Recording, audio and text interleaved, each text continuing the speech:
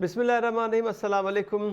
Programme views time में अवां खे भली कार चऊं था। नाज़रीन, अमेरिका पाकिस्तान जे एटमी असासनि खे सख़्त तनक़ीद जो निशानो बणायो आहे। अमेरिकी सदर जो बाइडन जो चवणु आहे त पाकिस्तान उन्हनि ख़तरनाक तरीन मुल्कनि में शामिल आहे, उन्हनि जी लिस्ट में शामिल आहिनि जिन जा एटमी असासा जेके आहिनि उहे ग़ैर मुनज़म आहिनि ऐं कंहिंजे बि हथनि में वञी सघनि था, केर बि उन्हनि खे इस्तेमालु करे सघे थो। अमेरिकी सदर जो बाइडन जो चवणु आहे त दुनिया जे मंज़रनामे में तेज़ीअ सां तब्दीली अची रही आहे ऐं केतिरा ई मुल्क इतिहादनि जे बारे में नज़रसानी करे रहिया आहिनि। इहो इम्पॉर्टेंट जुमिलो आहे। इन ई हवाले सां असांजा जेके पैनलिस्ट आहिनि, प्रोफेसर इनाम भट्टी साहब, उन्हनि वरी नॉलेज इंफॉर्मेशन शेयर कई त अमेरिका जेको स्ट्रेटेजिक पार्टनर्स जी हर साल लिस्ट जारी कंदो आहे, हैरत इहा आहे त हिन दफ़े जेका लिस्ट जारी कई वई आहे अमेरिका पारां, उन में पाकिस्तान ऐं सऊदी अरब जो नालो एज़ स्ट्रेटेजिक पार्टनर तौरु शामिल नाहे। इन ते ज़रूरु पाकिस्तान खे हैरत ऐं ॻणती हुजणु घुरिजे। अमेरिकी सदर जे बयान खां पोइ पाकिस्तान बि इन ते सख़्तु रद्दमल ॾिनो आहे।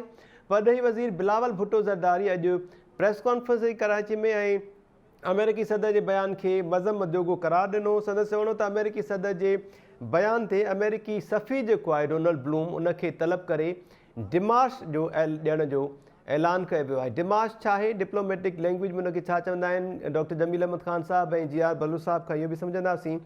उनखां अलावा बिलावल भुट्टो ज़रदारी साहब जो चवणु आहे त एटमी प्रोग्राम जा बानी आहियूं ऐं इन जो दिफ़ा करण बि ॼाणूं था। सदर जो बाइडन जे बयान ते अचरज थियो आहे। भारत जे एटमी प्रोग्राम ते बेसिकली सवाल उथणु घुरिजे। बिलावल भुट्टो साहब जो इहो चवणो, छाकाणि त भारत जो जेको एटमी मिज़ाइल आहे उहो ग़लतीअ सां हिकु भेरो पाकिस्तानी हदुनि में अची किरियो हो, तंहिंजे करे तनक़ीद बेसिकली भारत ते हुजणु घुरिजे ऐं उन्हनि जे एटमी असासनि ते सवाल उथणु घुरिजे। ऐं उनखां पोइ बिलावल साहब चवनि पिया त यकीन आहे त जो बाइडन जे बयान सां पाक अमेरिका लाॻापनि ते असरु न पवंदो।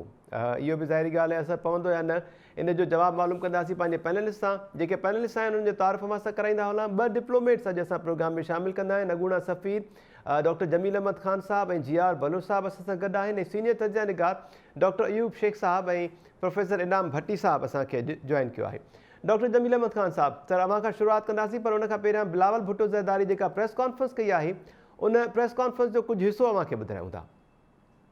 As far as President Biden's statement is concerned, I have discussed it with the Prime Minister, and we have summoned the Ambassador of the United States to Pakistan, Mr. Donald Bloom, to the Foreign Office of Pakistan for an official démarche. As far as the question of the safety and security of Pakistan's nuclear assets are concerned, we meet each and every international standard in accordance with the IAEA as far as the safety and security of our nuclear assets. हम पाकिस्तान के nuclear assets के बानी हैं और हम इनका दिफा करने भी चाहते हैं।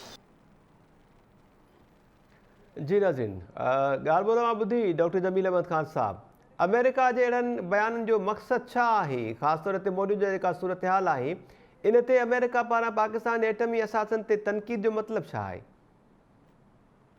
न, एटमी असासनि ते तनक़ीद का पहिरें दफ़े न थी आहे ऐं एटमी असासा असांजा जेके आहिनि उहे ते असां इस्लामिक दुनिया में वाहिद कंट्री आहियूं जेके काफ़ी मुल्कनि जी अखियुनि में इहे जेके आहे उन्हनि खे कंडो इज़राइल नंबर 1 ऐं पोइ ज़ाहिर आहे अमेरिका हमेशह हुनजो साथ ॾींदो आहे। पर अमेरिका सां असांजो इन मामले में काफ़ी असांजी कोलैबोरेशन, काफ़ी असांजी कंसल्टेशन रही आहे ऐं अमेरिका कॾहिं बि असांजे एटमी असासनि जी जेके हिफ़ाज़ती निज़ाम आहे उन ते पहिरियां कॾहिं तनक़ीद न कयो आहे। छो न तनक़ीद कयो आहे? उन त IAEA जेको आहे एटॉमिक एनर्जी कमीशन एजेंसी जेका आहे, उन हमेशह पाकिस्तान जे एटमी असासनि खे सर्टिफाई कयो आहे त हू सही निज़ाम जे तहत, महफ़ूज़ निज़ाम जे तहत उहे आहिनि रखिया विया आहिनि ऐं उन जो मैकेनिज़म, कमांड मैकेनिज़म जेको आहे उहो स्टैंडर्ड जे मुताबिक़ आहे। उन खां बाद अहिड़ो बयानु फ़क़ति मां इन खे सियासी बयान खां अलावा इन खे टेक्निकल बयानु न चवंदुसि। जो बाइडन जी इहा स्पीच आहे पंहिंजे डेमोक्रेट्स खे, पंहिंजे पार्लियामेंटेरियंस खे, पंहिंजे कांग्रेस पर्सन्स खे हुन एड्रेस कयो आहे। छा इहा अॻिते वञी स्टेट डिपार्टमेंट इन मां गाइडेंस वठंदे इन ते का मज़ीद रोशनी विझंदो, ख़ासि तौर ते इन मामले में, ख़ासि तौर ते इन खां बाद पाकिस्तान इन ते पंहिंजो पॉइंट रेज़ कयो आहे। पर पाकिस्तान जे वज़ीर पंहिंजो फॉरेन मिनिस्टर पढ़ई वज़ीर उन काफ़ी बैलेंस्ड वर्डिंग में उन जेके वर्डिंग्स इस्तेमालु कया आहिनि उहे वर्डिंग्स डिप्लोमेटिक एरिना में, डिप्लोमेटिक फील्ड में अहिड़ा ई हुअणु खपनि, न कि पहिरियां जीअं थींदा हुआ पोएं दौर में त नी जर्क स्टेटमेंट ॾेई ऐं वर्डिंग्स अहिड़ा इस्तेमालु कंदा हुआ जंहिंमें को वापसी जो रस्तो न हूंदो। हाणे बिलावल भुट्टो चयो आहे त असां इन मामले खे असां लाइ इहो ताजुब वारी ॻाल्हि आहे ऐं रिमार्क्स जेको बाइडन जो आहे इहो महसूसु थिए थो पियो त मिसअंडरस्टैंडिंग जे बेसिस ते आहे ऐं इहे ई असां चाहियूं पिया त हीअ जेका क्रिएट थियल आहे इन खे असां ख़तमु करण लाइ इहे सॼी एंगेजमेंट असांजी थी आहे। ऐं हक़ीक़त इहा आहे त एंगेजमेंट जहिड़ी थी आहे जंहिंमें कुझु पॉज़िटिव साइड ते असांजो जेको तालुकात जो रस्तो हले पियो पॉज़िटिव साइड ते, जंहिंखे चयोसि त higher trajectory of our relation उहा शुरू थी वई, जंहिंमें ब्लिंकन जो बयानु ॾिसो, जंहिंमें शेक हैंड मीटिंग जेके लंचन उन ॾिनो हो बाइडन जनरल असेंबली जे सेशन जे दौरान, जंहिंखां पोइ जर्मन जे फॉरेन मिनिस्टर बि उन कश्मीर जे हवाले सां पॉज़िटिव बयानु ॾिनो त कश्मीर जो रेज़ोल्यूशन अक़वाम मुतहदा जी क़रारदादनि मुताबिक़ थिए, जंहिं ते इंडिया एतिराज़ कयो आहे। उन खां बाद जेका पॉज़िटिव डेवलपमेंट थी आहे उहा आहे त एम्बेसडर अमेरिका जो उहो वञे थो पियो आज़ाद कश्मीर, जेके वेरी रेयर आहे। फ़क़ति ॿ दफ़ा इहे विया आहिनि, हिकिड़ो ओल्सन वियो हो 2014 में ऐं ॿियो हाणे इहो वियो आहे ब्लूम। त ही ऐं उन खां बाद अचण खां बाद उन जेको बयानु ॾिनो आहे कि आज़ाद जम्मू ऐं कश्मीर जो उन ते इंडिया उन प्रोटेस्ट बि कयो आहे, त उहो हमेशह पाकिस्तान ऑक्युपाइड कश्मीर जे तौर ते इन जो जेको आहे कंदो रहियो आहे प्रोपेगेंडा। त ही जेके पॉज़िटिव असांजी डेवलपमेंट थी इन जो असां ते इम्पैक्ट छा थियो त FATF जो असांजो इनशाला जेको अचे थो पियो उन में अमेरिका जी असांखे जेका सपोर्ट मिली उन में असां निकिरण जे क़ाबिल थी विया आहियूं। मुंहिंजो तजुर्बो आहे त असां निकिरी वेंदासीं, हाणे अनाउंसमेंट थियणो आहे। ॿी ॻाल्हि त असांखे IMF जो ट्रांशे मिली वियो। टी ॻाल्हि ते असांखे वर्ल्ड बैंक जी मदद मिली वई, अनाउंसमेंट थी वई। चौथी ॻाल्हि त हुते एशियन डेवलपमेंट जो सिलसिलो जेको थियो। पंजी ॻाल्हि जेका आहे इहा मां ॿुधाई त अमेरिकन सफ़ीर वियो आहे आज़ाद कश्मीर में, ते कश्मीर जे मामले में का चुरपुर थिए थी पई, उन में ट्रेड थियो, ट्रेड खां अलावा बाक़ी कल्चर थियो ऐं ॿिया मामला, उहे मामला अॻिते उन जो हिकिड़ो सम्त मुतयन थिए थो पियो। त ही सभु ॻाल्हियूं जे असां ॾिसूं पॉज़िटिव। हाणे इहो बयानु जेको आयो आहे इन बयान खां बाद छा असांजा तालुकात ख़राब थी वेंदा? मां सम्झां थो असांजा तालुकात ख़राब न थींदा, सॉरी, त कुझु उन जे लिहाज़ सां जे ॾिठो वञे कि असां जेको आहे इन ते बिलावल भुट्टो ऑलरेडी चई छॾियो आहे कि असां पंहिंजे उन खे सफ़ीर खे घुरायूं था पिया। असांजे थियो त डिमार्श ॾींदासूं। मां सम्झां थो पियो त डिमार्श ताईं ॻाल्हि शायदि न पहुचे, फ़क़ति क्लैरिफिकेशन घुरे वठे फॉरेन ऑफिस ऐं उन क्लैरिफिकेशन में स्टेट डिपार्टमेंट जेके वर्डिंग्स इस्तेमालु कंदी उहो मां सम्झां थो पियो त उन में का ठापुर अची वेंदी। ॿियो सवाल इहो थो थिए त छा पाकिस्तान जा जेके हालात आहिनि हिन वक़्तु, ख़ासि तौर ते माशी हालात, ख़ासि तौर ते जेके जियो पॉलिटिकल सिनारियो में असांखे सपोर्ट खपे, उन मामले में छा असां वरी हिकिड़े दफ़े पंहिंजा तालुकात ख़राब करे ऐं वेही रहूं, उन जो असां मुतामल थी था सघूं?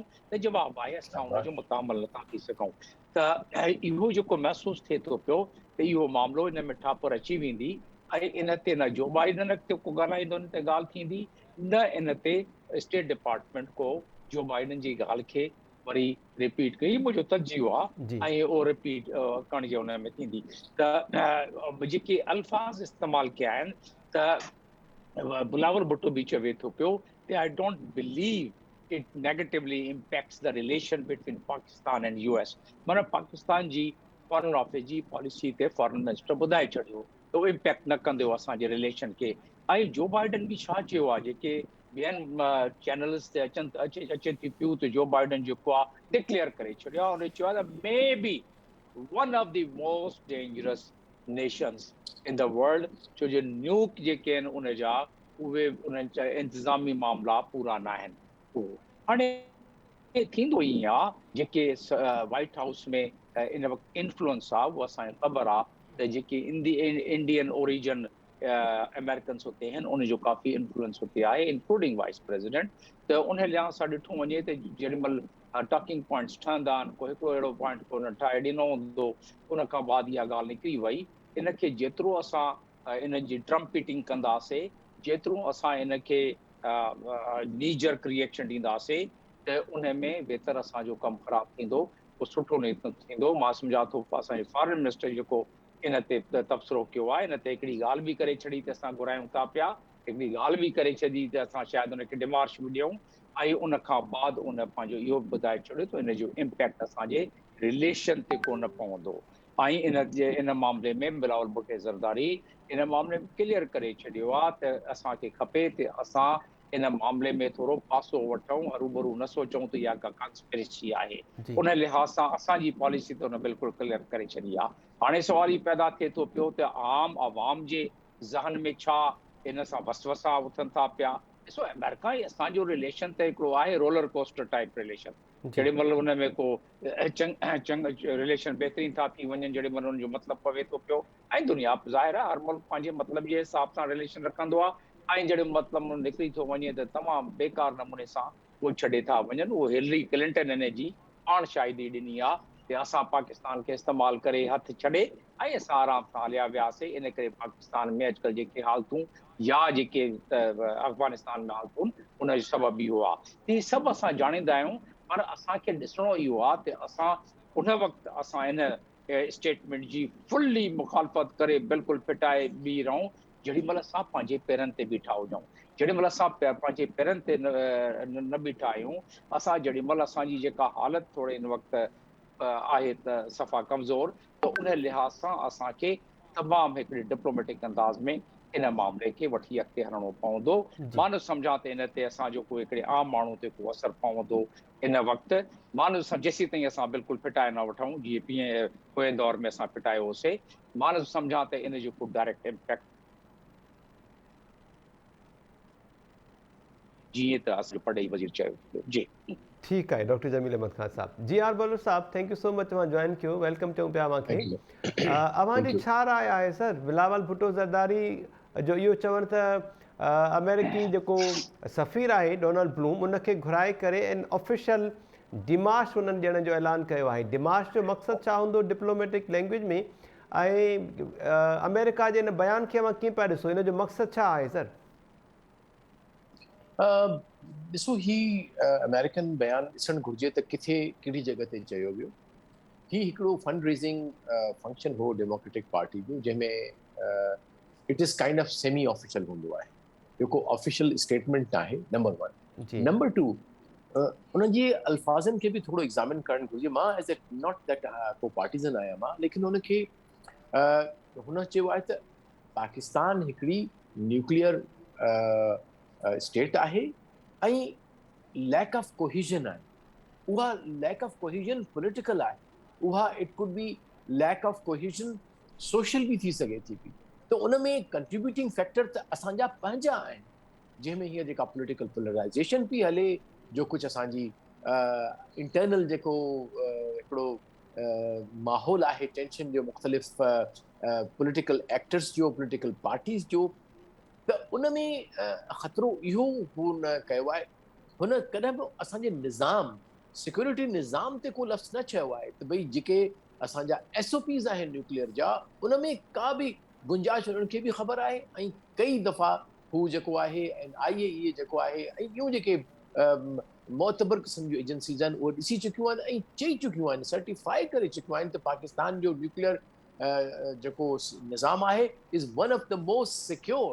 ऐं जी मूंखे यादि पए थो त probably it was taken as a model also somewhere in the world त ही हिकिड़ी पॉलिटिकल जेको हिन जो इशारो आहे उहो मुंहिंजे न ख़्याल में पाकिस्तान जी हींअर हलंदड़ जेका पॉलिटिकल पोलराइज़ेशन आहे जेको हिकिड़ो डिसऑर्डर जो जेको आहे निज़ाम उन ते छाकाणि जो इन जंहिं वटि बि न्यूक्लियर हूंदो आहे पावर त उन में डिसीजन मेकिंग जा मज़बूत ऐं वट इज़ कॉल्ड मेक सेफ निज़ाम हूंदा आहिनि जेके असां वटि मौजूदु आहिनि लेकिन उनजे बावजूदि बि जॾहिं असांखे असांजी प्रेस में वञे थी ख़बर त होॾां धरनो पियो थिए होॾां कन्फ्रंटेशन पई थिए होॾां अल्टीमेटम पिया अचनि त ज़ाहिर आहे दुनिया खे ख़दशो थिए थो ऐं इहो तव्हांखे न विसारणु घुरिजे त पाकिस्तान हिकिड़ो तमामु अहम मुल्क आहे दुनिया जे लाइ बि ऐं ख़ासि कर अमेरिका जे लाइ छाकाणि जो हिन असां अहिड़े ख़िते में आहियूं जेको ॾाढो वोलेटाइल आहे जी हिकु तरफ़ ईरान आहे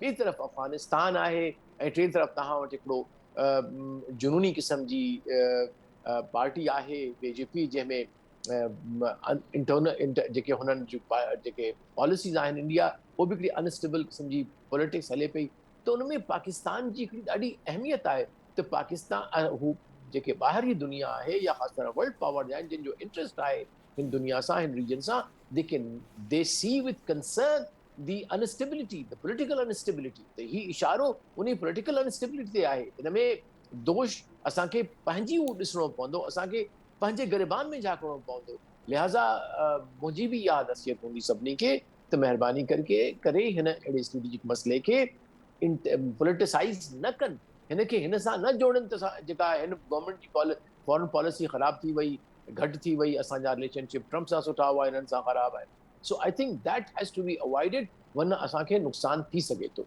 जी जी आर बलूच साहब थैंक यू सो मच अवानी कमेंट के लिए डॉक्टर अयूब शेख साहब अवाना अचूं था सर डॉक्टर जमील अहमद खान साहब की ॻाल्हि ॿोली मां ॿुधी जी आर बलूच साहब की ॻाल्हि ॿोली मां ॿुधी ॿिन्ही डिप्लोमेट्स जो ख़्यालु इहो आहे त इन बयान ते एतिरी तनक़ीद या इनखे एतिरो वाखो करण जी ज़रूरत फ़िलहाल न आहे it's too early political stability आहे जंहिंजे करे अमेरिका अहिड़ो बयानु ॾिनो आहे ऐं अनऑफिशियल टाइप जी स्टेटमेंट आहे जी आर बलूच साहब ने चवंदा त जंहिं तक़रीब में उन्हनि इहो ख़िताब कयो या ॻाल्हि ॿोल कई आहे उहा बेसिकली फंड रेज़िंग जी हिकिड़ी तक़रीब हुई ऐं इनखे सेमी ऑफिशियल जेकॾहिं चऊं त हूंदो इहो सही रहंदो अव्हांजो छा ख़्यालु आहे अमेरिका जे बयान खां पोइ पाकिस्तान पारां जहिड़ो रद्दमल ॾिनो वियो आहे परॾेही वज़ीर बिलावल भुट्टो ज़रदारी साहब मुंहिंजो ख़्यालु आहे त अमेरिका जे वाइट हाउस जे वज़ाहत खां पोइ असांजे वज़ीर ख़ारजा खे इन क़िस्म जो बयानु न ॾियणु खपे हा जी ऐं अमेरिका में अॼु इहा ॻाल्हि अची वई आहे त इहो हिकिड़ो निजी महफ़िल में गैर रस्मी गैर सरकारी बयानु आहे ऐं वाइट हाउस जी सेक्रेटरी त इहो बि चयो आहे त इहो बयानु असां रिकॉर्ड ते बि न रखंदा आहियूं ऐं जेको निजी महफ़िलनि में ऐं गैर रस्मी तक़रीबनि में ॾिनो वेंदो आहे ऐं सदर बाइडेन जेको आहे ख़ुशहाल ऐं महफ़ूज़ पाकिस्तान जो हामी आहे ऐं उन जे लाइ ख़्वाहिशमंद आहे इन करे इन बयान ते वधीक तव्हां कुझु बि न सोचो मुख़्तलिफ़ थिंक टैंक्स आहिनि उन्हनि पंहिंजूं पंहिंजूं टैंकूं जेके आहिनि उहे शुरू करे छॾियूं आहिनि मुंहिंजो ख़्यालु आहे त जमील अहमद ख़ान साहब जेके ॿ लफ़्ज़ कढिया आहिनि त सदर बाइडेन चयो मे बी जी इहो मे बी थी सघे थो 100 सालनि खां पोइ थिए मे बी माना थी सघे थो ठीकु आहे न पर थी सघे थो जी या जी आर बलूच साहब चयो त इन ॻाल्हि खे इन नमूने खणण ई न खपे त मुंहिंजो ख़्यालु आहे त ॿई डिप्लोमेट्स जंहिं नमूने चवनि था दुनिया जा डिप्लोमेट्स ऐं दुनिया ख़ुदि अमेरिका जे अंदरि सरकारी तौर ते ख़ुदि वाइट हाउस जंहिं नमूने जी वज़ाहत कई आहे उहा काफ़ी सम्झणु खपे ऐं असल ॻाल्हि इहा आहे त उते अमेरिका जे अख़बारनि लिखियो आहे त हीउ सदर जो बाइडेन जो सियासी बयानु आहे ऐं नवंबर में अमेरिका में मिड टर्म चूंडूं थी थियनि उन्हनि चूंडुनि जे लाइ हुनखे दुनिया जे मुख़्तलिफ़ मुल्कनि खे मुतासिर करण जे लाइ अहिड़ो बयानु ॾियणो पइजी वियो निजी महफ़िल में जी ऐं हिते जनाब चेयरमैन पाकिस्तान पीपल्स पार्टी जेके बानी आहिनि एटमी प्रोग्राम जा उन जे नाने जे हवाले सां त उन वरी वज़ीर ख़ारजा तौरु अॼु जेको बयानु ॾिनो आहे इहा बि ख़ुदि हिते पाकिस्तान में सियासत आहे ऐं हुनखे इहो ज़रूरी महसूसु थियो आहे त उहो अमेरिका जे हवाले सां इन क़िस्म जी ॻाल्हि करे ऐं तंबीह जेका आहे चेतावनी हुनजे सफ़ीर खे घुराए हू ॾियनि त बाबा पंहिंजे माण्हुनि खे झले छॾे अहिड़ा बयान ॾींदा त असांजा मसइला वधंदा। मुंहिंजो ख़्यालु आहे हीअ तंबीह वारा मामला बि कोन्हनि, गैर रस्मी हिकिड़ी ॻाल्हि आहे। हिकिड़ो माण्हू सुवालु पुछे थो, उन सुवाल जे जवाब में अमरीकी सदर जेको आहे उहो चए थो त जेकॾहिं इन गैर मुनज़िम तरीक़े सां, हाणे उन गैर मुनज़िम तरीक़े सां मां तव्हांखे ॿुधायां, हिकिड़ी इंटरनेशनल एजेंसी जो ज़िक्र त कयो जमील अहमद ख़ान साहब, जी उहा इंटरनेशनल जेका एजेंसी आहे उहा एटॉमिक स्टडीज़ ते आलमी हिकिड़ी एजेंसी आहे बिल्कुलु ऐं उन जा हिन दुनिया में 178 मेंबर आहिनि जी ऐं उन्हनि 178 मेंबरनि में पाकिस्तान बि आहे, त इंडिया बि आहे, अमेरिका बि आहे, त रशियन फेडरेशन बि आहे, मोराको आहे, भांत वियतनाम ताईं सभु जेके मुल्क आहिनि, काफ़ी माना मुल्क आहिनि। हिन साल बि उन्हनि 4 मुल्क उन में वधाया आहिनि। मुंहिंजो पंहिंजो ऐं ॿी हिकिड़ी एजेंसी जेका अमेरिका ऐं पाकिस्तान ॿिन्ही जी मुशावरत सां जनरल परवेज़ मुशर्रफ जे दौर में ठही हुई। जी ईअं सम्झो त पाकिस्तान जा माहिर अमेरिका जे माहिरनि सां गॾु न्यूक्लियर उहा जेका इन्वेस्टिगेटिव एजेंसी आहे पाकिस्तान जी हितां जी, उन में उहे अमेरिकी माहिर बि वेठा आहिनि ऐं उन्हनि जेका पंहिंजी रिपोर्ट हर महीने जारी कंदा आहिनि, उन्हनि आख़िरी रिपोर्ट में बि ही चयो आहे त न रुगो पाकिस्तान जो एटमी प्रोग्राम मुनज़िम आहे, न रुगो पाकिस्तान जो एटमी प्रोग्राम महफ़ूज़ आहे, पर हुननि इहो बि चयो आहे त अहिड़ी का बि शाइदी नथी मिले जंहिंसां इन एटमी प्रोग्राम जे इस्तेमालु थियण जो को रुख या डायरेक्शन तय थियो हुजे। जी आउं सम्झां थो त जो बाइडन जी सियासत ते पाकिस्तान जे अंदरि पॉलिटिक्स न करणु खपे, पर असांखे उहो इमरान ख़ान जेको आहे न, सुबुह मंझंदि शाम, जीअं डॉक्टर जमील अहमद ख़ान साहब 3 वक़्त गोरी रखंदा आहिनि, त सुबुह मंझंदि शाम ईअं समूरी पॉलिटिकल पार्टियूं इमरान ख़ान ते सुबुह मंझंदि शाम को न को बयानु ॾियनि थियूं। इन खां वधीक कुझु कोन्हे, न डीमार्च थींदो, न ॻाल्हि थींदी, कुझु कोन थींदो। बयान दर बयान, दलील दर दलील, ॻाल्हि दर ॻाल्हि, ऐं वाइट हाउस जे वज़ाहत खां पोइ मूंखे वधीक इन में को वज़न बि नथो लॻे। ठीकु आहे डॉक्टर यूब शेख साहब। प्रोफेसर इनाम भट्टी साहब, ॻाल्हि ॿोला ॿुधी पैनलिस्ट जी ऐं डिप्लोमेट्स जी, अवां राय छा आहे अमेरिका जे अहिड़े अनऑफिशियल खणी चइजे बयान खां पोइ, जॾहिं हाणे वज़ाहत बि साम्हूं अची चुकी आहे, ऐं ख़ासि तौर ते वरी इनखे जेकॾहिं लिंक कयूं, जेका स्टार्ट में इंफॉर्मेशन अवां शेयर कई त असां पाकिस्तान ऐं सऊदी अरब उन लिस्ट में ई शामिल न आहियूं जेका अमेरिका पारां हर साल पंहिंजे स्ट्रेटेजिक पार्टनर्स जी जारी कई वेंदी आहे, उन में पाकिस्तान ऐं सऊदीया जो नालो ई न आहे। इनाम साहब माइक अनम्यूट कजो प्लीज़।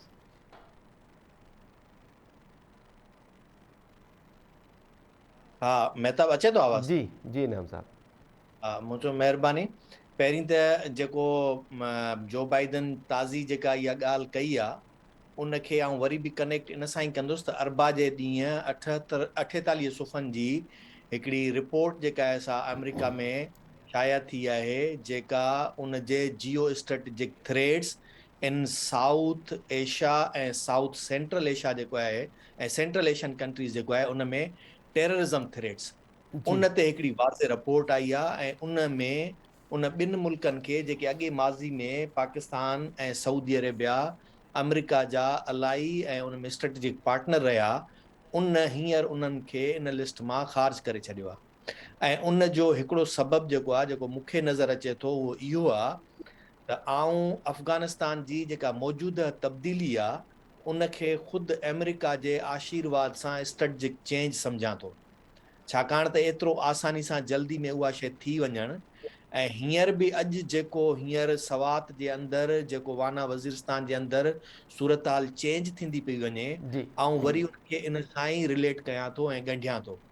ऐं उन खां पोइ वरी इनखे सॼो जेॾीमहिल खणी ईंदासूं त पाकिस्तान जे अंदरि हू जेॾीमहिल चवनि था त जेके टेररिस्ट थ्रेट आहे या टेररिज़म जे वधण जो जेको थ्रेट आहे, उन में हू इहो नथा चवनि त को पाकिस्तान जा न्यूक्लियर असेट्स जेके आहिनि से को चोरी थी वेंदा, पर पाकिस्तान जे अंदरि हू इहा शइ सम्झनि था पिया त ऐन मुमकिन आहे त उते उन्हनि जी किथे न किथे का शइ कंहिंखे सप्लाई थी सघे थी, उहा जेका थ्रेट आहे उनखे हू जेको आहे सो फील पिया था कनि। ऐं इहा जेका शइ आहे उहा यकीनी तौर ते जो बाइडन भले ॻाल्हाईंदो त निजी महफ़िल में हुजे, पर इहे सभु उहे शयूं जेके किथे न किथे स्ट्रेटेजिक डिस्कशन्स में ईंदियूं हूंदियूं, उन डिस्कशन्स में अचण खां पोइ उन्हनि शयुनि ते इहे अहिड़े शयूं क़िस्म जूं इज़हार थिए थो। त उन में इहो सम्झां थो त पाकिस्तान जे मथां प्रेशर बिल्ट कयो पियो वञे, ऐं उन प्रेशर बिल्ट करण जो हिकिड़ो काफ़ी वक़्त खां वठी करे इहो महसूस करे सघिजे थो त पाकिस्तान जॾहिं अञा न्यूक्लियर पावर तरफ़ वधण जी कोशिशि कई हुई त तॾहिं बि हुननि कोशिशि कई त उहो न थिए। उन खां पोइ जेॾीमहिल जेका शइ थी वई त ज़ियाउल जे दौर में बि हुननि कोशिशि कई त उहो रोल बैक थिए। उन खां पोइ जे सॼे जी असांखे माज़ी जी ख़बर आहे त जिन जिन हुकुमराननि सां हुननि एग्रीमेंट्स करे उन्हनि खे सपोर्ट करे इक़्तिदार में आणण जी रस्ता हमवार कया, उन्हनि जो बि सॼो इहो ई हुयो त उनजी एग्रीमेंट्स किथे न किथे इहे हुया त पाकिस्तान में उहे न्यूक्लियर प्रोग्राम खे वञी करे रोल बैक कंदा, पर उहे सभु शयूं न थियूं ऐं हिन वक़्तु उहा शइ अॻिते वधी करे एतिरो अॻिते निकिरी आई। त हाणे बि इहा कोशिशि आहे त हीअ जेका पाकिस्तान जी मौजूदा इकनॉमिक सूरत हाल थी आहे उन सां गॾोगॾु जेका उनजी वरी हींअर जेका जियो पॉलिटिकल जेका स्ट्रेटेजिक पोजीशन वञी बीठी आहे, उन में जेसीं तोणी पाकिस्तान डी न्यूक्लियराइज़ नथो थिए तेसीं तोणी हिन ख़िते जे अंदरि अमेरिका जी नई का बि पॉलिटिकल स्ट्रेटेजी जेका आहे अॻिते न वधी सघंदी। ऐं उन में हिकिड़ो जेको आहे उनखे इन सां बि रिलेट कयां त कश्मीर जे अंदरि जेका हींअर उहा उन्हनि ॿोली ॻाल्हाई आहे त कश्मीर आज़ादु जम्मू कश्मीर, त मूंखे ईअं थो लॻे त इंडिया ऐं अमेरिका जे विच में जेके ॻाल्हियूं थियनि पियूं त उन्हनि में हिकिड़ी शइ इहा बि हूंदी त कंहिं तरीक़े सां इहो मसइलो हल थिए त इन मसइले जे हल थियण खां पोइ वञी करे के मामला अॻिते वधी सघंदा। ऐं उहो ॾिसजे त अॻिते कीअं थो थिए, इहो आज़ादु जम्मू कश्मीर वारो मामिलो हिंदुस्तान खां कीअं थो हज़म थिए ऐं पाकिस्तान खां कीअं थो थिए। ऐं इन्हनि सभिनी सां गॾोगॾु जेका हींअर ताज़ी अमेरिका जी सूरत हाल आहे उहा हिंदुस्तान खे पंहिंजो वधीक बहितर ऐं वेझो अलाई सम्झे थो फ्यूचर में अमेरिका, ऐं इंडिया खे ईंदड़ वक़्त में दुनिया जी मज़बूत इकोनॉमी बि सम्झे थो ऐं दुनिया जी वॾे में वॾी जमहूरियत बि सम्झे थो। ऐं बिलख़ुसूस हीअ जेका डेमोक्रेट्स पार्टी आहे उन जो इन तरफ़ वधीक इंक्लिनेशन हींअर उहो रहे थो त उहो इंडिया खे कंहिं बि तरह सां पाण सां इन तरह ते अची गॾु बीहारनि जो सुभाणे चाइना जेको अॼु हू डिक्लेयर करे चुका आहिनि त हाणे असुल जेको अमेरिका जो दुश्मन आहे उहो रशिया न पर चाइना आहे जेको फ्यूचर में उन जे लाइ मसइलो थी सघे थो ऐं रशिया उनजो मददगार थी सघे थो।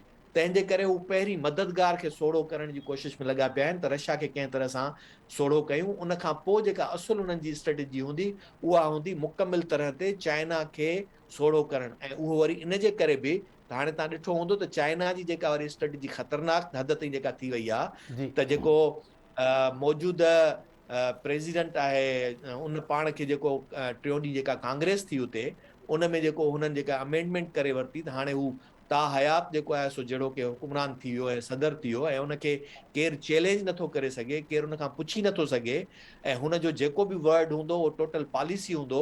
त जॾहिं इन क़िस्म जा ख़तरात वधंदा त यकीनी तौर ते अमेरिका खे इन शइ ते ख़तरो हूंदो त हुनजो ईंदड़ फ्यूचर में वधीक मुखालिफ़ या वधीक दुश्मन केरु थी सघे थो। त हाणे जेकॾहिं मुंहुं चाइना खे ई ॾियणो आहे त चाइना खे फेस करण जे लाइ अमेरिका खे हिते हिन ख़िते में एशिया ऐं साउथ एशिया में बिलख़ुसूस तौर ते पंहिंजी स्ट्रेटेजिक पार्टनर्स जी नए सिरे सां सिफ़बंदी कीअं कंदो, कहिड़े तरीक़े सां कंदो, हीअ सॼियूं उन जूं शयूं आहिनि। ऐं उन में आउं सम्झां थो त पाकिस्तान जो हींअर जेको ही नौजवान वज़ीर ख़ारजा आहे उन ॾाढी जल्दबाज़ी कई आहे। उन जल्दबाज़ी में इहो हुनखे इहा स्टेटमेंट ॾियणु खपंदी इन्हनि सभिनी शयुनि खे, छाकाणि हींअर जेका असांजी सूरत हाल आहे उहा वरी अञा ख़तरनाक आहे। छाकाणि त मूंखे ईअं लॻंदो आहे त पाकिस्तान ॿिटरिण जेका हूंदी आहे न जेका नोटनि खेॾंदा आहियूं उन ॿेघी जेका थींदी आहे त ॿेघी में जेको आहे सो फासायो वियो आहे। हिकिड़े पासे हुनखे अफ़गानिस्तान जी जेका मौजूदा सूरत हाल जेका बीठी आहे उहा ख़बर न आहे त कंहिंजे हथ में आहे, कीअं बि उहा कंहिं वक़्तु ख़राबु थी सघे थी। ॿिए पासे जेको आहे सो हुनखे हिंदुस्तान आहे, टे पासे जेको आहे सो इंटरनल हुनजा इशूज़ आहिनि। वरी इंटरनल में इंटर प्रोविंशियल नेशनल जेके इशूज़ आहिनि उहे अलॻि आहिनि। वरी हींअर जेको सूरत हाल पॉलिटिकल जेका हले थी पई उहा अलॻि आहे। ठीकु आहे इनाम सभिनी साहब, आशी सूरत हाल इन खां अञा वधीक ख़तरनाक आहे। जेका इकोनॉमिक कंडीशन आहे उहा इंतिहाई ख़तरनाक आहे ऐं इन सॼे में पाकिस्तान खे कीअं सोचे सम्झे पाण खे सेफ एंड सिक्योर करे हलणो आहे उहो इंतिहाई अहम आहे। जी ठीकु आहे प्रोफेसर इनाम भट्टी साहब। डॉक्टर जमील अहमद ख़ान साहब, जीअं मां पाण ॿुधायो ऐं जी.आर. बलोच साहब ॿुधायो, अवां ॿिन्ही डिप्लोमेट्स खां ॿ ॻाल्हियूं मां सम्झणु चाहींदुसि हिन प्रोग्राम जे थ्रू त हीउ जेको अनऑफिशियली सही पर प्रेसिडेंट जो बाइडन जो बयानु आयो आहे हिन खे ईअं ई ॾिसबो त भई अमेरिकी सदर हिकिड़ी ॻाल्हि कई आहे, उनजी पंहिंजी हिकिड़ी इम्पोर्टेंस त आहे। अमेरिकी सदर जे हिन बयान खे जेकॾहिं ईअं ॾिसूं त इमरान ख़ान जो मुबैन अमेरिकी साज़िश वारो जेको बयानी हो साइफर वारो, उन बयानीअ जी बि मुखालिफ़त या तज़ाद में चई सघिजे थो न, छाकाणि त जेकॾहिं अमेरिका जे इतिहाद सां मौजूदा हुकूमत हुजे हा त पोइ शायदि अमेरिकी सदर अहिड़े क़िस्म जो को बयानु न ॾिनो आहे। हिकिड़ो पार्ट इहो आहे। ॿियो इहो आहे त 1998 जे न्यूक्लियर ब्लास्ट खां पोइ नवाज़ शरीफ़ जो दौर हुकूमत में जेके एटमी तजुर्बा कया विया, उन खां पोइ अहिड़े क़िस्म जे ऑफिशियल या अनऑफिशियल थ्रेड्स खे केतिरा दफ़ा पाकिस्तान मुंहुं ॾिनो आहे? डॉक्टर जमील अहमद ख़ान साहब। अच्छा जी, पहिरियों पार्ट त इहो आहे त इमरान ख़ान जे नैरेटिव ऐं ॿियो नैरेटिव इहो त इमरान ख़ान चवंदो त अमेरिका अची हिन हुकूमत खे बिहारियो आहे, उन अमेरिका जी कोलैबोरेशन सां या जेका PDM गवर्नमेंट आई आहे पावर में त हू इन बयान अमेरिका पंहिंजी हिकिड़ी स्ट्रेटेजिक पॉलिसी जे हिसाब सां, अमेरिका जी पॉलिसी 5-8-10 सालनि जी न हूंदी आहे, अमेरिका जी पॉलिसी 7 सालनि जी हूंदी आहे। अच्छा, हीअ बयान जेका आहे इहा कांग्रेशनल कैंपेन कमेटी रिसेप्शन हिकिड़ो ज़ोहरानो, हिकिड़ो उनखे दावत ते घुरायो डेमोक्रेटिक कांग्रेशनल कैंपेन कमेटी वारनि, ऐं ज़ाहिर इलेक्शन मिड टर्म इलेक्शन उनजी थियण वारी आहे, पर हीअ आहिनि त सभु न जेके कांग्रेशनल कमेटी आहे त इम्पोर्टेंट ई आहे त उन छोजे इहे पार्टी जे लिहाज़ सां, डेमोक्रेटिक पार्टी जे लिहाज़ सां, ऐं जो बाइडन डेमोक्रेटिक पार्टी जो सदर आहे, त ॾिसणो इहो आहे जीअं मां पहिरियां बि चयुमि त ज़ाहिर आहे उहो उते जेके माण्हू कमु था कनि चौधारी जो बाइडन जे, उनजो बि इन्फ्लुएंस। ऐं ॿी ॻाल्हि त जो बाइडन को नओं माण्हू त न आहे, जो बाइडन फॉरेन पॉलिसी खे डील कंदो आयो आहे, जेका ॻाल्हि हिते हले पई, भट्टी साहब बि ॻाल्हि करे पियो, त इहा ॻाल्हि ते हाणे बिल्कुलु साम्हूं अची आहे, सभिनीनि जे साम्हूं आहे, पधरी आहे इहा ॻाल्हि। त ज़ाहिर आहे हाणे असांजे being a nuclear power Islamic दुनिया जो, त उहा का इन्हनि खे वणंदी त न आहे न, इन्हनि खे खणी अमेरिका हुजे, इज़राइल हुजे, ऐं जे मां इनखे फर्दर स्ट्रेच कयां त इज़राइल जा जेके अज़ाइम मुस्लिम वर्ल्ड जे इंट्रस्ट जे ख़िलाफ़ इन सॼे इन में आहे। मां खोड़ दफ़े ग्रेटर इज़राइल जो ज़िक्र कयो आहे, उन सॼी तफ़सील बि ॾिनी आहे, उहो आउट ऑफ कॉन्टेक्स्ट थी वेंदो अॼोके टॉपिक जे लिहाज़ सां, न त उनखे थोरो मां टच करे छॾियां हा त जे पाकिस्तान न्यूक्लियर पावर रहंदो त उन्हनि जे ते अखनि में खटकंदो इहो, त इन करे हू हिकिड़ो इन्फ्लुएंस हूंदो आहे। पर बहरहाल इन ते काफ़ी ॻाल्हि थी वई त ही जेका आहे इहा हिकिड़े स्टेटेड फॉरेन पॉलिसी जो बयानु न आहे, इहो हिकिड़े पार्टी जे लिहाज़ सां बयानु आहे। ऐं तव्हांखे इहो असां सभिनीनि जे ज़हन में हुअणु खपे त democratic congressional campaign committee reception हुजे या रिपब्लिकन वारा हुजनि, उहे उन्हनि खे हिकिड़ो निज़ाम जे तहत, हिकिड़ी उते लॉबी आहे जू लॉबी, उन जे तहत उन्हनि खे हिकिड़ो फॉर्म साइन करिणो पवंदो आहे, जंहिंमें उहे लिखंदा आहिनि त असां उन्हनि जे इंट्रस्ट जे ख़िलाफ़ बि न वेंदासीं, उन जे इंट्रस्ट मूजिबि असां हलंदासूं, खोड़ सारी शयूं उन जो आहे। त ही सभु शयूं जे तव्हां ज़हन में रखो त अहिड़ा बयान सियासी तौर ते तव्हां खणी हुजनि, पर उन्हनि जो हिकिड़ो बैकग्राउंड हूंदो आहे, ऐं उहो बैकग्राउंड मां थोरो बयानु करण जी कोशिशि कई तव्हां सां। अचो हाणे ॿी ॻाल्हि ते असां 98 में जेको असां एटमी धमाको कयो होसीं, उन खां बाद असां ते सैंक्शन लॻा, उहे सैंक्शन अमेरिकन कानून जे मूजिबि जेको मुल्क न्यूक्लियर ब्लास्ट कंदो उन सैंक्शन लॻंदा, त असां से बि लॻी पियो, असांखे जलियो, असांखे लालच ॾिनी वई उन ज़माने में खोड़ सारी, पर उहा लालच कमु न आई। हिकिड़े तमामु इंस्टीट्यूशन जो ऐं सियासी लीडरनि जो इहो मुतफ़क़ा फ़ैसिलो थियो आख़िर में, शुरू में कुझु हूंदी उन्हनि जी, पर आख़िर में फ़ैसिलो थियो त असांखे करिणो आहे, असां करे छॾियोसीं। ऐं उन जे सिलसिले में असां जेके सैंक्शनूं असां ते लॻियूं, असां रेज़िलियंट क़ौम आहियूं, उन्हनि सैंक्शन जो धक असां पचाए वियासीं। उन वक़्तु असांजी सूरत हाल जेका हुई, असांजी गवर्नेंस जी, असांजी। ठीकु आहे डॉक्टर जमील अहमद ख़ान साहब, अवां कमेंट वरी शामिल कयूं था, ॿीहर राब्तो असां कयूं पिया। इनाम भट्टी साहब, अवां ॿुधो पिया सर? इनाम साहब, इमरान ख़ान अमेरिकी सदर जे हिन बयान ते सख़्तु तनक़ीद कई आहे, वॾी वावेला मचाई आहे, ऐं इमरान ख़ान जो चवणु आहे त पाकिस्तान जी परॾेही पॉलिसी ख़ासि तौर ते उन जी नाकामी आहे जो अमेरिका अहिड़ो बयानु ॾिनो। हिकु भेरो ॿीहर वरी बि हू तनक़ीदी करे पियो। इमरान ख़ान खे शायदि इहा ॻाल्हि सम्झ में न आई त इमरान ख़ान जे मुबैना अमेरिकी साज़िश या साइफ़र जी बि नफ़ी आहे जो बाइडन जो जेको इहो बयानु साम्हूं आयो आहे। बिल्कुलु इहा शइ मुंहिंजे ख़्याल में महताब जेको बिलावल ज़रदारी जेको जवाबु ॾियणु शुरू कनि प्रेस कॉन्फ्रेंस कई उहा लॻे थो हुन जो बाइडन खे जवाबु ॾियण जे लाइ घटि बल्कि इमरान ख़ान जे हिन ऐं पीटीआई जे ख़ासि करे हुनखे ख़बर हुई त जेको प्रेशर डेवलप थींदो ऐं उन जे जवाब में हुन जहिड़ो की इहा प्रेस कॉन्फ्रेंस कई हुजे। ऐं यकीनी तौर ते आउं ईअं थो सम्झां त ही जेका सॼी सूरत हाल थी आहे इन सॼी सूरत हाल में इमरान ख़ान जो बि हिकिड़ो रोल आहे। पीटीआई जंहिं तरीक़े सां अमेरिका खे टारगेट कंदी खणंदी आई आहे ऐं जंहिं तरीक़े सां इन पॉलिटिकलाइज़ कयो आहे उन पंहिंजे फॉरेन अफेयर्स खे ऐं फॉरेन ऑफिस खे ख़ासि करे उन जो बि असरु आहे जंहिंजे करे अमेरिका जे तरफ़ां बि ख़ुदि इन क़िस्म जूं शयूं थियनि थियूं। पर आउं सम्झां थो इमरान ख़ान खे हींअर बि सम्झणु खपे त इहे जेके मैटर्स आहिनि इहे सियासी जलसनि में तव्हांखे पॉपुलरिटी त गेन कराए ॾेई सघनि था पर पाकिस्तान जे मुस्तक़बिल जो छा तयन थींदो तव्हां वटि उन जे लाइ स्ट्रेटजी छा आहे। ऐं उन खां पोइ जॾहिं तव्हां अॻ में स्ट्रेटेजिक पार्टनर हुयो त उन वक़्त में तव्हांजी जेका सूरत हाल हुई उहा ॿी हुई। जॾहिं तव्हां स्ट्रेटेजिक पार्टनर न रहियो 2021 खां वठी करे तव्हां सां बल्कि अञा बि 20 खां वठी करे तव्हां सां अमेरिका ॻाल्हाइण जे लाइ बि तयारु न आहे।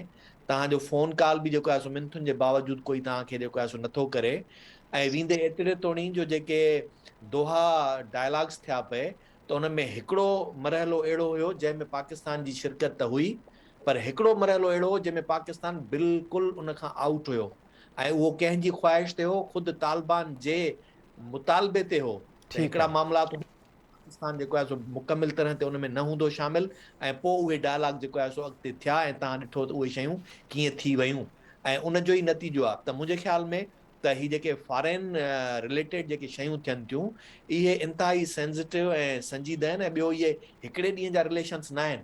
अच्छा जे तव्हांखे हींअर अॼु तव्हां सम्झी वरितो आहे त हाणे तव्हां जेकॾहिं पंहिंजे सॼे इन शइ खे बंदि था कयो ऐं टोटल शिफ्ट था कयो पंहिंजो पाण खे त उन जे लाइ बि का स्ट्रेटजी वाज़े हुजणु खपे त या तव्हां गाह खाईंदो ऐं उन ते गुज़ारो कंदो अहिड़ा दावाऊं ऐं तकीरूं करे पोइ ऐलान करे माण्हुनि खे जेको आहे सो मोटिवेट कंदो या वरी साॻियो ई उहो ऐलान करे उन खां पोइ वरी अमेरिका बहादुर जे पुठियां वेंदो ऐं उनखे चवंदो त मूं पंहिंजे जलसे जे लाइ माण्हुनि खे मोबिलाइज़ करण जे लाइ पे कयो बाक़ी असुल मक़सदु असांजो इहो कोन्हे।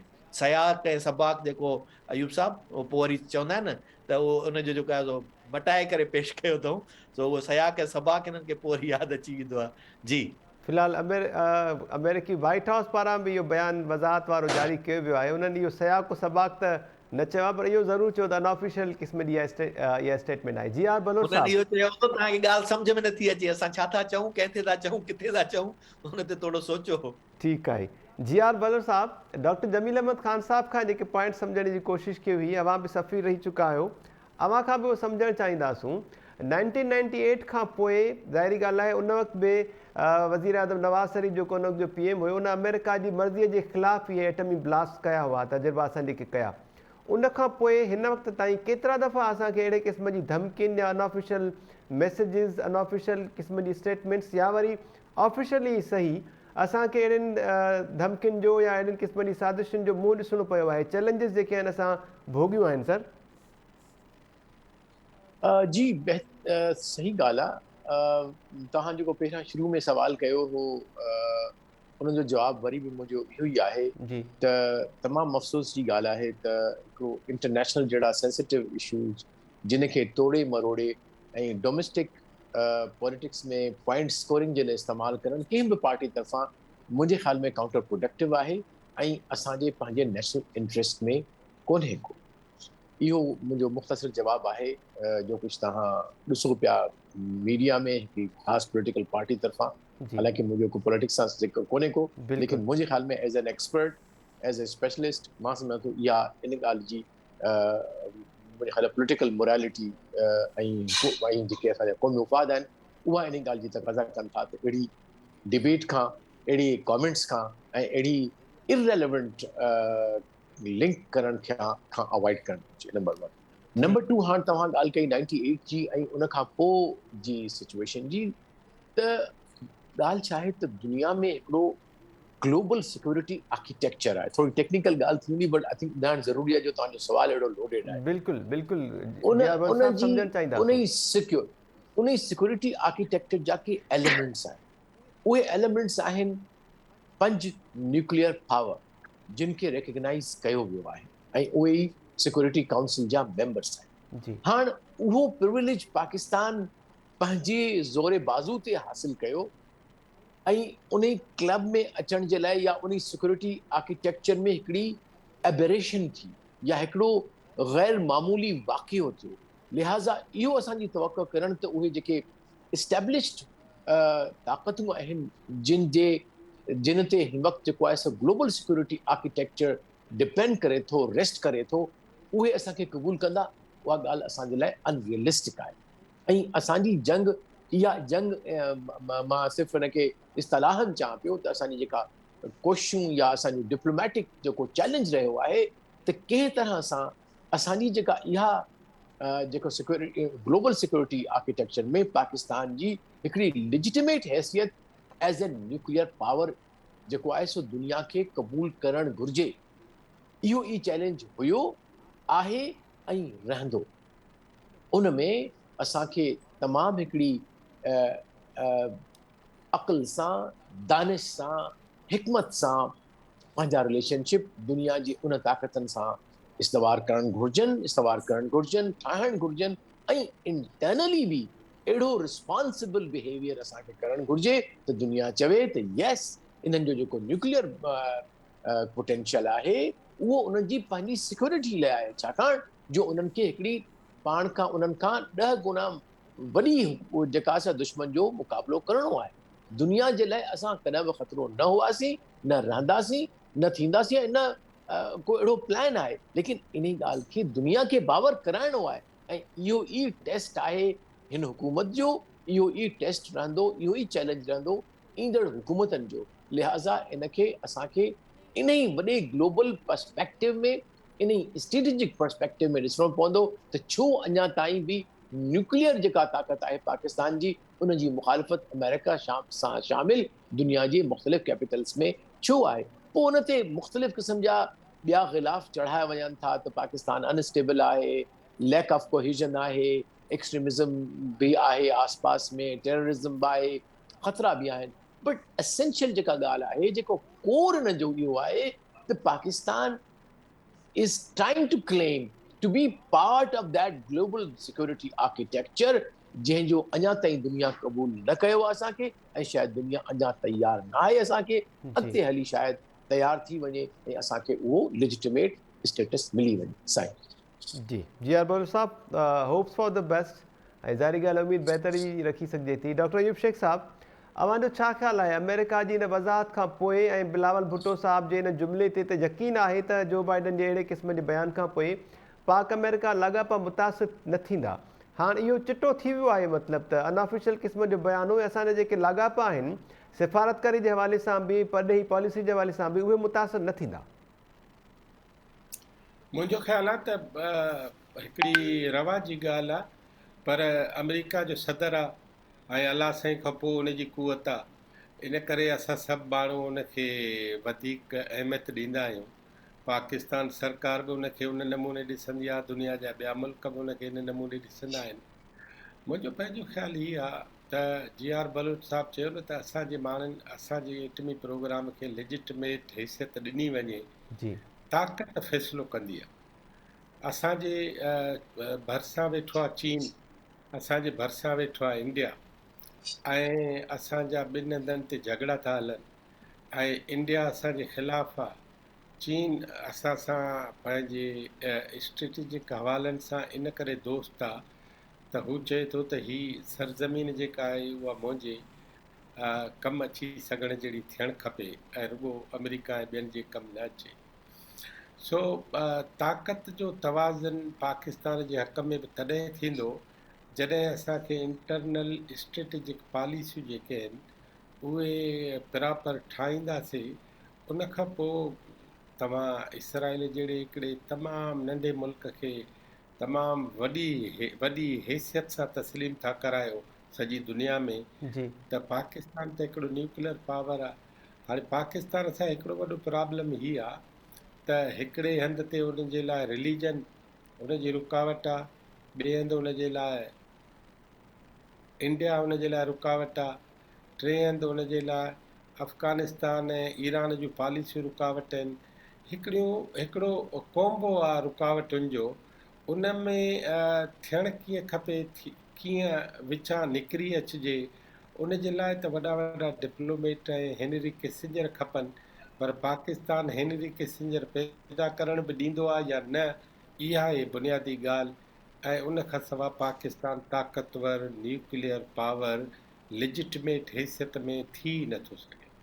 ठीक है डॉक्टर अयूब शेख साहब। डॉक्टर जमील अहमद ख़ान साहब, अब सां राब्तो कटिजी वियो हुयो। पहिरियों जेको अवांजो कमेंट हुयो उनखे बि जेकॾहिं अवां समअप करणु चाहियो, ऐं ॿियो जी.आर. बलोच साहब जे तरफ़ इशारो ॾिनो आहे, डॉक्टर अयूब शेख साहब इन ते रोशनी विझी, असांजे इन न्यूक्लियर प्रोजेक्ट खे, न्यूक्लियर जेको प्रोग्राम आहे उनखे लिजिटिमेट करण जे लाइ फर्दर असांखे करिणो छा पवंदो, उहा हैसियत जेका आहे उहो मुक़ाम हासिल करण जे लाइ?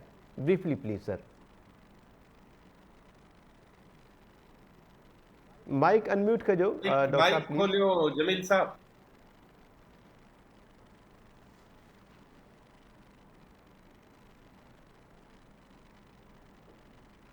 असांखे पंहिंजी हैसियत एज़ अ क़ौम जे लिहाज़ सां वधाइणी पवंदी, ऐं उहा उन वक़्तु वधंदी आहे हैसियत जेॾी महिल तव्हांजा सभु पैरामीटर मज़बूत हुजनि। माइशी लिहाज़ सां, समाजी लिहाज़ सां, सियासी लिहाज़ सां तव्हां मज़बूत हूंदा आहियो त तव्हांजी दुनिया में इज़त वधंदी आहे। तव्हांजी दुनिया में इज़त वधंदी आहे, तव्हांखे सीरियस वठंदा आहिनि। असांखे हमेशह शिकायत रही आहे त इंडिया जेको आहे उहो कश्मीर जे मामले में असांजी कोन ॿुधंदो आहे, इंडिया बसि पंहिंजी हठधर्मी करे थो पियो। इन करे त इंडिया सां ॿियनि मुल्कनि जा स्टेक वधी विया आहिनि। असांखे पंहिंजा स्टेक ॿियनि मुल्कनि ते वधाइणा पवंदा। ऑटोमेटिकली असांजी अहमियत वधंदी, ऑटोमेटिकली असांखे न्यूक्लियर पावर ऐं असांखे हिकिड़ो दुनिया जी सुठी पावर जे तौर ते ऑटोमेटिकली असां रिकग्नाइज़ थींदासीं। जॾहिं महिल रिकग्नाइज़ थींदासीं त असांजी जनरल असेंबली में बि, असांजी सिक्योरिटी काउंसिल में बि, असांजी IMF में बि, असांजे बाक़ी इंटरनेशनल फोरा ते बि असांजी अहमियत अफ़ादियत वधंदी। ऐं असां ते पोइ अहिड़ो को प्रेसिडेंट आईंदा अचण वारो अमेरिका जो कंहिं ॿिए मुल्क जो इहे बयान न ॾींदो जेको अॼु गैर रस्मी बयान अॼु अॼोको ॾिनो, त माण्हू अहिड़ी ॻाल्हियूं पोइ असांजे बारे में न कंदा। माण्हुनि खे हाणे ख़दशो ऐं खुटको इहो आहे त असांजी जेका हालत पहुची वई आहे त असां किथे डिस्टेबलाइज़ न थी वञूं। असांजो पंहिंजा जेके इदारनि जा अॻवान आहिनि उहे ई चवनि था पिया त पाकिस्तान खे असां इनस्टेबल न थियणु ॾींदासूं, उन लाइ असां बिल्कुलु पंहिंजो स्टेप वधाईंदासूं। त हीअ सभु असां पंहिंजी स्टेबिलिटी खे मज़बूत कयूं, असांजो ऑटोमेटिकली रिकग्नाइज़ थी पवंदासीं असां as one of the atomic power. असां डिफेक्टो ते आहियूं न, असांखे हाणे पंहिंजी हैसियत मंझराइण लाइ असांखे मज़ीद पाण खे मज़बूत कंदासूं। चवंदा आहिनि त foreign policy is brood in your on country. असां पंहिंजी कंट्री में उनखे कशीद कंदासूं, फॉरेन पॉलिसी खे यानी मज़बूती कंदासूं, त एतिरो ई मज़बूत असां ॿार थींदासूं। जी ठीकु आहे डॉक्टर जमील अहमद ख़ान साहब। प्रोफेसर इनाम भट्टी साहब, मुख़्तसर जे करे हमारे रिप्लाई करियो प्लीज़ इन ते कमेंट। त जी.आर. बलोच साहब शुरू में पॉइंट आउट कयो, डॉक्टर जमील अहमद ख़ान साहब बि कयो, अयूब शेख साहब इन ते रोशनी विधी त पॉलिटिकल इंस्टेबिलिटी जेका आहे, सियासी अदम इस्तेहकाम, उहा बुनियादी सबबु आहे अहिड़े क़िस्म जे रस्मी या गैर रस्मी बयाननि जो या अहिड़े क़िस्म जे हमलनि जो बि, ज़िबानी हमला जेके थियनि था। महताब, मुंहिंजे ख़्याल में उहो पॉलिटिकल अनस्टेबिलिटी जो हुजणु त अलॻि आहे, पर मेन शइ जेका आहे उहा इहा आहे त तव्हां पुराणे ज़माने खां वठी करे जॾहिं खां जेको आहे सो पाण खे हिकिड़ी अहिड़े क़िस्म जी स्टेट बणाए छॾियो जेका ॿियनि जे मुफ़ादनि खे सर्व करे, ऐं पोइ असांजे लाइ लोकली हिते सिर्फ़ु वञी उहा सिक्योरिटी स्टेट वञी बचे, ऐं उन जे लाइ वरी उहा शइ हाणे सिक्योरिटी थ्रेट बणिजी वञे, ऐं मुल्क जी सॼी जेका हाणे अची मामिलो वञी इन ते बीहे त दुनिया बि इन ते सोचे त असांजा न्यूक्लियर जेके असेट्स आहिनि उहे सिक्योर बि आहिनि या न आहिनि, ऐं पासे ओसे में जेके असांजे मथां शयूं अची करे विहारियूं वञनि उहे ख़ुदि असांजे लाइ हिकिड़ो थ्रेट बणिजी पवनि त किथे ईअं त न थींदो त इन्हनि जे ई करे असां पंहिंजो अदम इस्तेहकाम जेको आहे सो उहो वधीक तवाज़ुन विञाए विया आहियूं ऐं अदम इस्तेहकाम थी वञे जी त इन अहिड़ी सूरताल में हींअर पाकिस्तान खे सोचणु खपे त हाणे उनजी स्ट्रेटेजी छा हुजणु खपे। उहे मामला जिन खे तव्हां पंहिंजे सॼो जेको आहे सो चइबो आहे न त जेका सम्झो पिया त पूरी फॉरेन पॉलिसी जो बि तव्हांजो बैकबोन जंहिं ते रहियो ऐं पूरी तव्हांजी स्ट्रेटेजी जेका जंहिं ते रही उहे सभु हाणे चेंज थियणु खपनि। हाणे तव्हांखे सॼो इहो सोचणु खपे त पाकिस्तान जी स्टेबिलिटी छा में आहे, उन में हक़ीक़ी जमहूरियत कीअं थी सघंदी, जेके उन जे अंदरि जेके फेडरेटिंग यूनिट्स आहिनि उन्हनि खे कीअं मुस्तहकम ऐं पाण सां गॾु अलाई करे खणी हली सघिबो, न त अदरवाइज़ जेको आहे इहे सभु शयूं जेके हूंदियूं तव्हांखे वधीक मुझारे में विझंदियूं। हाणे ही उहो 50s वारो दौरु न आहे, दुनिया जूं स्ट्रेटजियूं तब्दील थींदियूं थी वञनि। हाणे अमेरिका जी जेकॾहिं स्ट्रेटजी तब्दील थी उते असां किथे बीहंदासूं, उते जेकॾहिं हुनजो बहितरीनु अलाई सुभाणे हिंदुस्तान थी वञे त असांजो मुस्तक़बिल छा थींदो। हलो जेकॾहिं हिंदुस्तान इन ते बि एग्री करे बीह रहे त ठीकु आहे, हींअर तव्हांखे बफर ज़ोन खपे थो, माज़ी में तव्हांखे 47 जे अंदरि Pakistan as a buffer zone ते खपियो रशिया खे ब्लॉक करण जे लाइ, त उहो अॻिते न वधे। हाणे अॼु जे दौर में तव्हांखे थी सघे थो त Kashmir as a buffer zone खपे त चाइना अॻिते न वधे, त पोइ तव्हां छा कंदव। ऐं उन में जेकॾहिं इंडिया इन ते बि एग्री थी वञे, उन चाइना जे करे ख़ुदि हुन जे लाइ जेको थ्रेट आहे त जेकॾहिं कश्मीर आज़ादु जम्मू कश्मीर थी वञे ऐं उहो ख़ुदि सिक्योरिटी जो सबबु बणिजे हिंदुस्तान जे लाइ, त उनजी सेफ्टी सिक्योरिटी ऐं उनजे इस्तेहकाम खे हिकिड़ी अश्योरेंस मिली वञे त पोइ तव्हांजी स्ट्रेटजी छा बीहंदी। त आउं सम्झां थो हींअर मामला इन लेवल जा आहिनि, मूंखां वधीक ॿई पंहिंजा असांजा फॉरेन जेके सफ़ीर वग़ैरह रहिया आहिनि, एक्सपर्ट वेठा आहिनि, असीं रुॻो शागिर्द आहियूं, उहे पढ़ी करे इन्हनि शयुनि मां एनालिसिस कंदा आहियूं।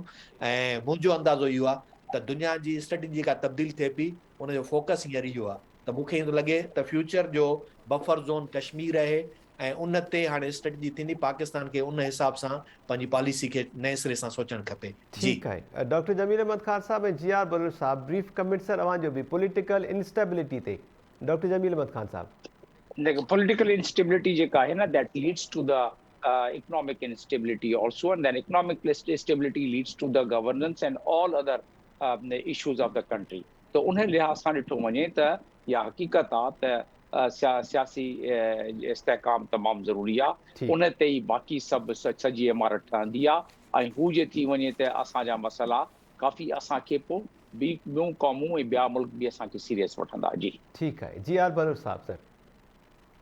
मुख़्तसरन त पॉलिटिकल स्टेबिलिटी एसेंशियली नालो आहे, it is more academic what I am saying, नालो आहे मिनिमम जेको एजेंडा नेशनल आहे उन ते हिकु क़िस्म जो कंसेंसस।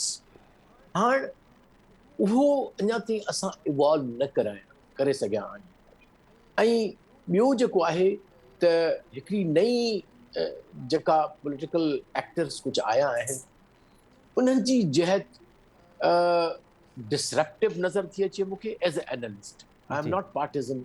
डिसरप्टिव थी नज़र अचे, नैरो थी नज़र अचे, नो होल्ड बार थी नज़र अचे, ऐं कोताह नज़र बि कंहिं हद ताईं आहिनि।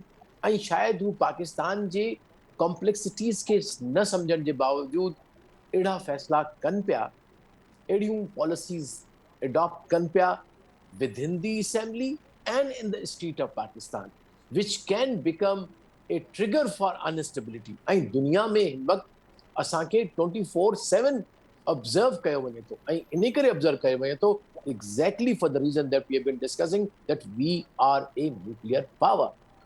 खुदा न ख़ास्ता hypothetically का अहिड़ी क़ुवत अची थी वञे पई पावर में पाकिस्तान में जेका दुनिया खे ब्लैकमेल करणु चाहे थी, just because we have a nuclear bomb. They don't want another North Korea in South Asia. मां बिल्कुलु मुख़्तसर चवंदुसि हिन खे इशारनि में ई सम्झी वञिजो त दुनिया जेका आहे सा हिकिड़ो ॿियो नॉर्थ कोरिया साउथ एशिया में नथी चाहे। लिहाज़ा असांखे पाकिस्तान में माशाअल्लाह पोटेंशियल आहे डेमोक्रेसी जो, हिकिड़ो कंसेंसस शामिल आहे माण्हुनि जो। सदियुनि खां वठी ही इलाइक़ो जेको आहे सो हिकु यूनिट रहियो आहे मुख़्तलिफ़ शक्लनि में। 5000 साल पुराणा बि इहे जेके इंडस सिविलाइज़ेशन जो हिकिड़ो ई हिकिड़ो निज़ाम हूंदो हो, हिकिड़ी क़िस्म जूं दीवारूं ठहंदियूं हुयूं, दर ठहंदा हुआ, हिकिड़े क़िस्म जा स्किल्स हूंदा हुआ, हिकिड़ो कल्चर हूंदो हो। ऐं जॾहिं इस्लाम आयो उन खां पोइ बि ही ख़ितो जेको पाकिस्तान आहे उहो हमेशह हिकिड़ी लड़ी में लड़ियल हुयो, पोरियल हुयो। जी सो मां कोन थो सम्झां त को अहिड़ो मसइलो आहे।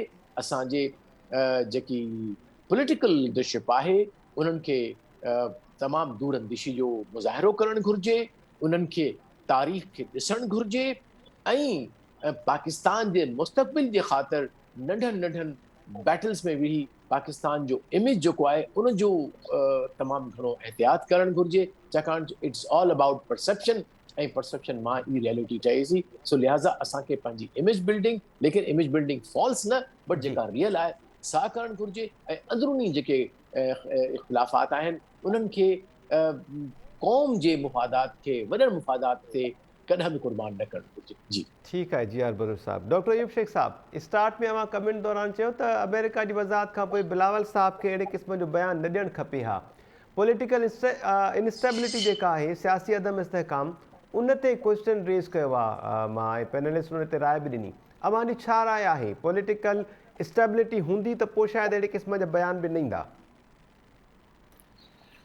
पॉलिटिकल स्टेबिलिटी जा 3 कंपोनेंट्स आहिनि।